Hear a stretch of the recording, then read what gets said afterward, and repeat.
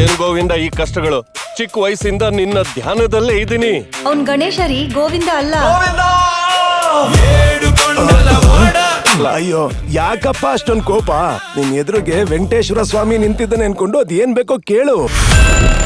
ಗೋವಿಂದ, 1 ಕೋಟಿ ರೂಪಾಯಿ just Google ಪೇನೋ phone ಪೇನೋ ಮಾಡಿದ್ರೆ ಲೈಫ್ ಸೆಟ್ಲ್ ಆಗುತ್ತಲ್ವಾ?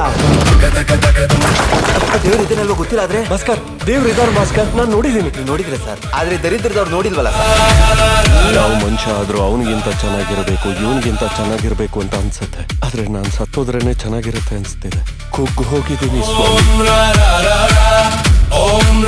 ವೆಂಕಟರಮಣ, ಎಲ್ಲ ದೇವರೇ ಮಾಡ್ಬಿಟ್ರೆ ಮನುಷ್ಯರು ಯಾಕೆ? ಸಮಸ್ಯೆನ ಎದುರಿಸೋಕಾಗ್ದಿರೋನು ಜಯಶಾಲಿ ಆಗಲ್ಲ.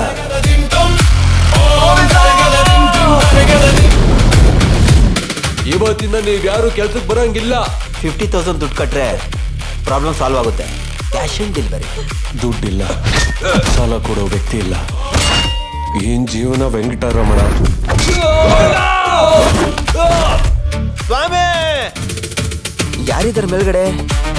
ಇದೇನಾ? ಅವನ್ ಕರೆದ್ರೆ ಸ್ವಾಮಿ ಬಂದ್ರು, ನನ್ ಕರೆದ್ರೆ ಬರ್ತಾನೆ ಇಲ್ವಲ್ಲ? ನಿನಗೆ ದಿಮಾಕು ಜಾಸ್ತಿ ಆಗೋಗಿದೆ. ನಿಮ್ ವರ್ತನೆಯಿಂದ ನಾವೆಲ್ಲರೂ ಸಾಯ್ತಾ ಇದೀವಿ. ಇದೇ ಇದು, ನಾನು ಯಾವತ್ತೂ ನೋಡಿಲ್ಲ. ದೇವರಾಗಿ ನನ್ ಕೈಲೇ ಬಡ್ಡಿ ಕಟ್ಟಕ್ ಆಗ್ತಿಲ್ಲ.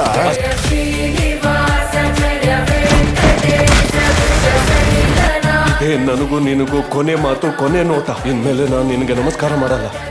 ನಿನ್ ದೇವಸ್ಥಾನ ಮೆಟ್ಲು ಹತ್ತಲ್ಲ. ನಿನಗೂ ನನಗೂ ಅರ್ಥ ಆಗಲ್ಲ ಸ್ವಾಮಿ.